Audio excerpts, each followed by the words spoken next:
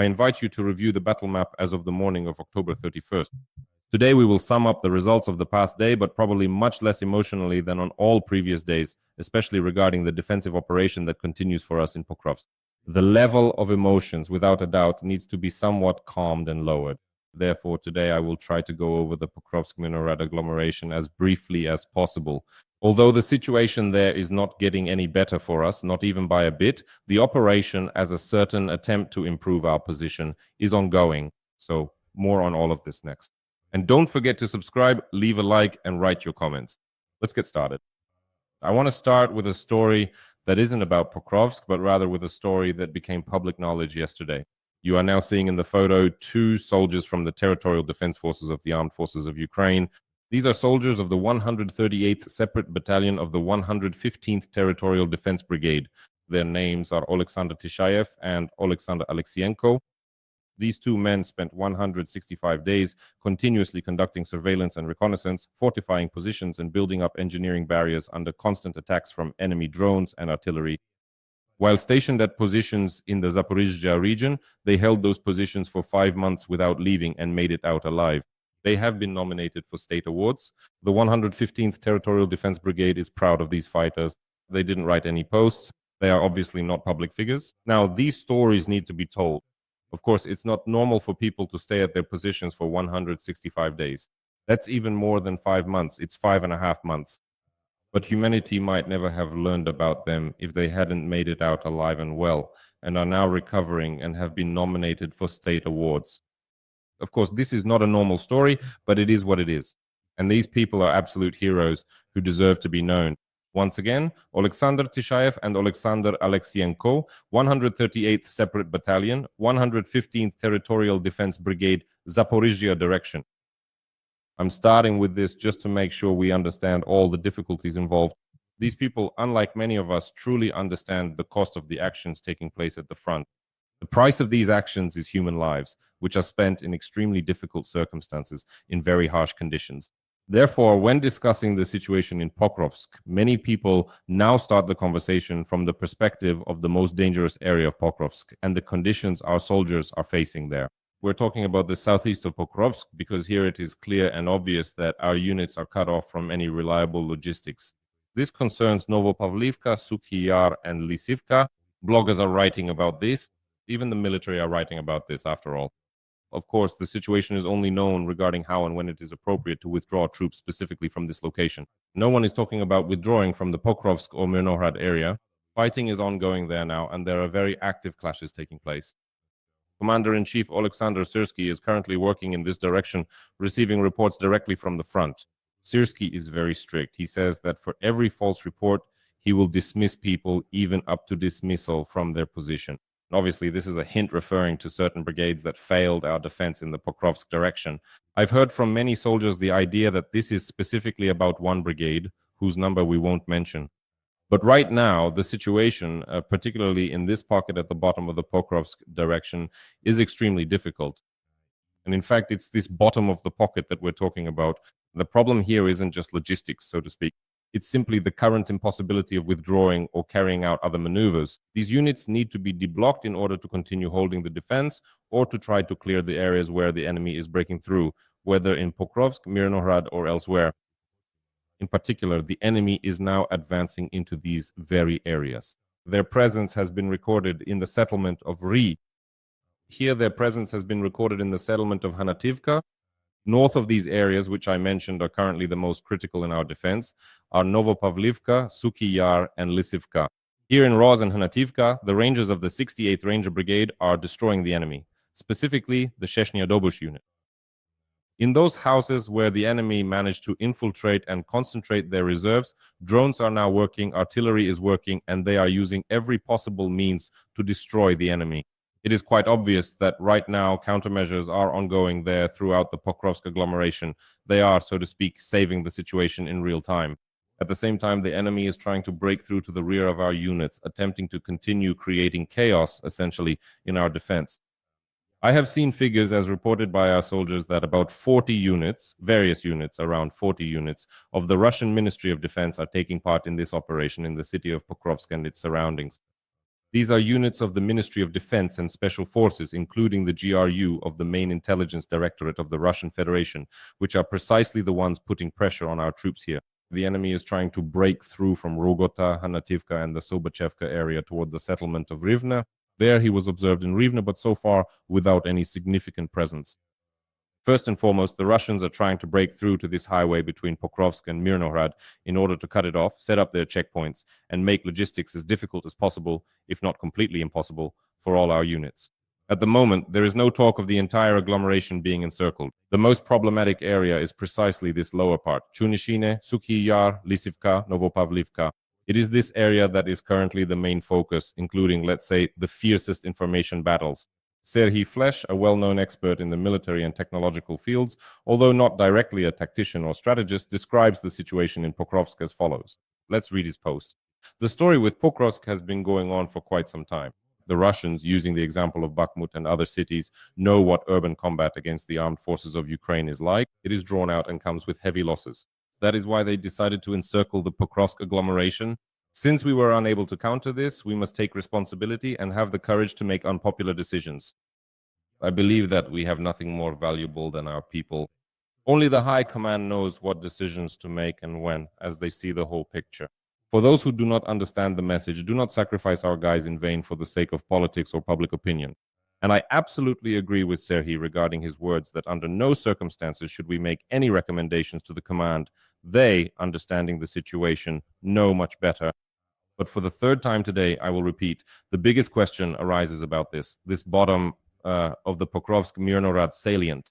Of course, opinions are now divided even among the military themselves, with whom I have to communicate in Pokrovsk. Some say that it's enough to clear out, well, in fact, to deblock our units. It's necessary to clear the enemy from Pokrovsk. And if the enemy in Pokrovsk is cleared out, then the question arises, why not continue to hold the defense? And there are also those who insist that the units need to be withdrawn. I don't belong to either group because I don't have the full picture. As I said, I will be somewhat reducing. Even though I communicate with the units, the information I receive still doesn't allow me to fully form the overall picture. I only have a rough idea of where and what the enemy is doing, where and how they're trying to break through.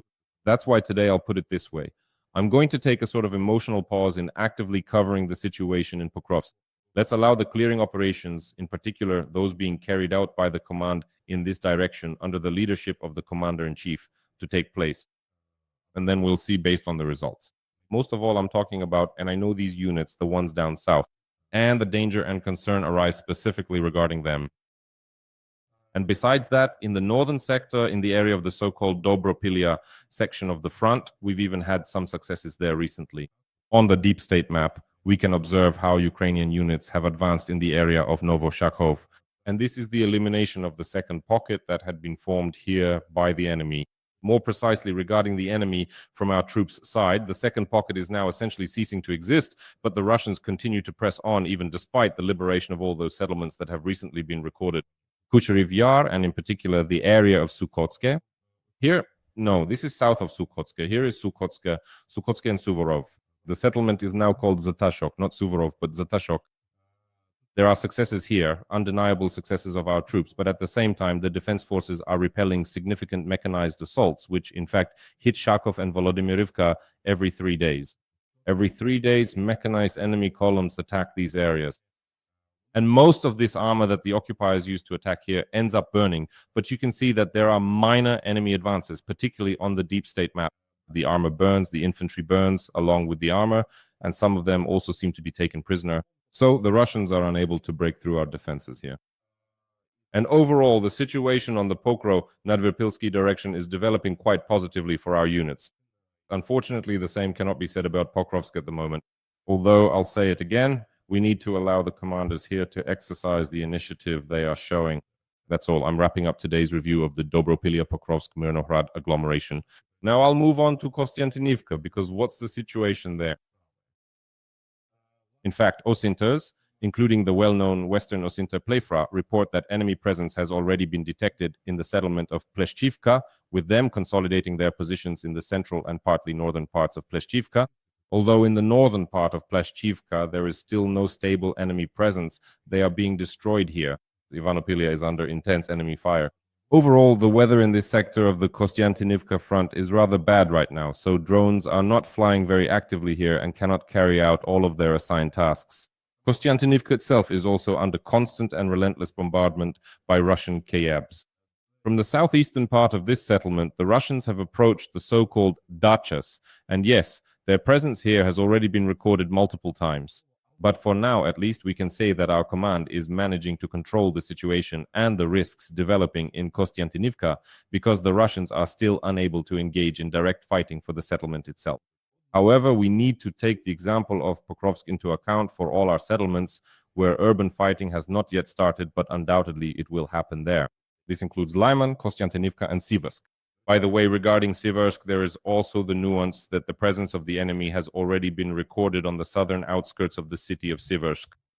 Siversk, here it is, on the southern outskirts. This is where the gray zone has now actually expanded because the enemy has also appeared here.